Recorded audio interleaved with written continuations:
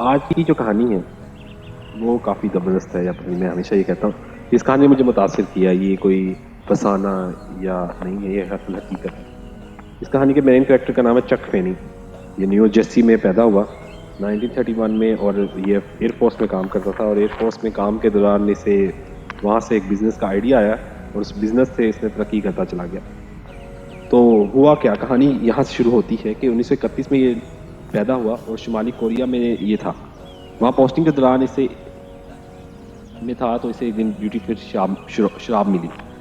1950 का सन था। इसने ड्यूटी फ्री शराब ली और शराब लेकर ऑफिसर मेस में आ गया। इस दिन ऑफिस में मेस में पार्टी चली थी, वहाँ शराब कम होगी, उन्होंने इससे मांगी और इसने उन्हें सेल कर दी।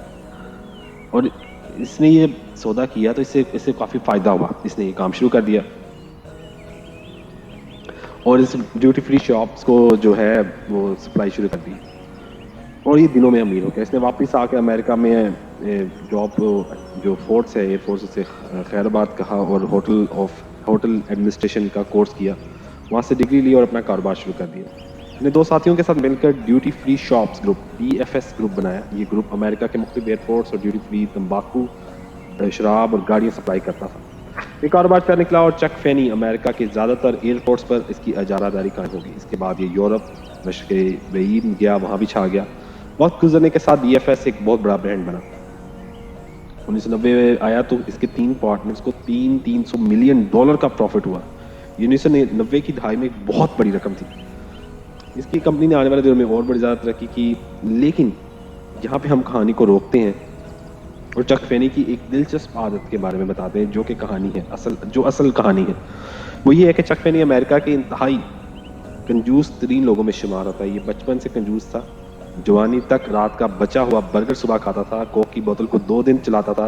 इसने 2 शादियां की। दोनों बीवियों ने तलाक ले ली। पहली शादी में 4 बेटियां और 1 बेटा था, लेकिन इसकी कंजूसी की वजह से तलाक ले ली। दूसरी शादी इसकी साबिक सेक्रेटरी थी, उसने भी इसकी कंजूसी की वजह से इसे छोड़ दिया। ये अमेरिका के अरबपतियों में शुमार होता है। इसने 2016 में $2 बिलियन प्रॉफिट कमाया इसकी कंपनी ने। ये इस वक्त अरबों डॉलर के शेयर का मालिक है। लेकिन ये आज भी सैन फ्रांसिस्को में एक किराए के फ्लैट में रहता है।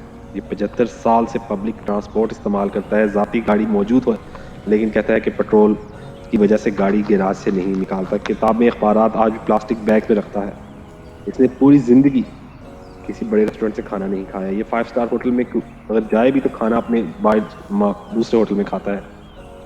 ये $2 से ज़्यादा का बर्गर नहीं खाता, मिनरल वाटर की बोतल नहीं खरीदता, टैप का पानी पीता है। ये इन 1% अमेरिकनों में शामिल है जो लोग जूते के तलवे जो सोल है उसे घिस जाए उसे दोबारा डलवा लेते हैं।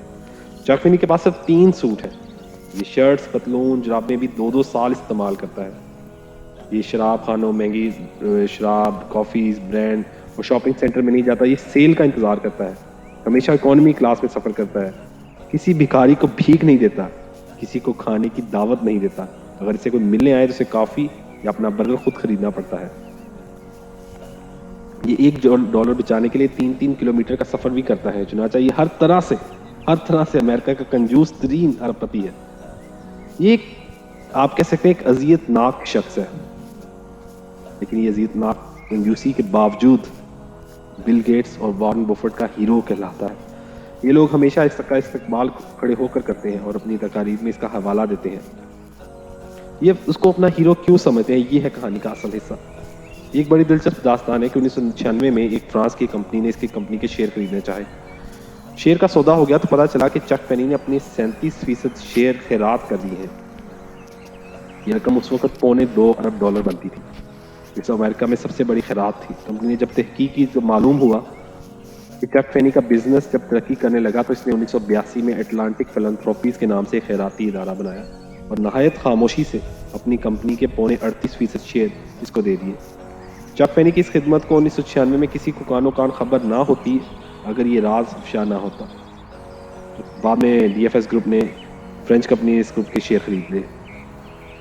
दुनिया को इस डील के दौरान पता चला कि जिस शख्स को वो अमेरिका का कंजूस तरीन शख्स समझते हैं वो दुनिया का सखी तरीन शख्स है। इसने अपनी दौलत, दुखी और बेबस इंसानियत के लिए वक्फ कर रखी है। चक फेनी अब तक कॉर्नेल यूनिवर्सिटी को $1 बिलियन दे चुका है। इसने न्यूयॉर्क का कॉर्नेल यूनिवर्सिटी का कैंपस बनवाया। इसने $350 मिलियन खर्च हुए। इसके वालिदैन आयरलैंड से नकल मकानी करके अमेरिका आए थे। इसने आयरलैंड में तालीम के फ़रोग़ के लिए $1 बिलियन दिए। इसने वियतनाम की जंग में शरीक लोगों के लिए सेहत के शोबे में $8 बिलियन इमदाद दी।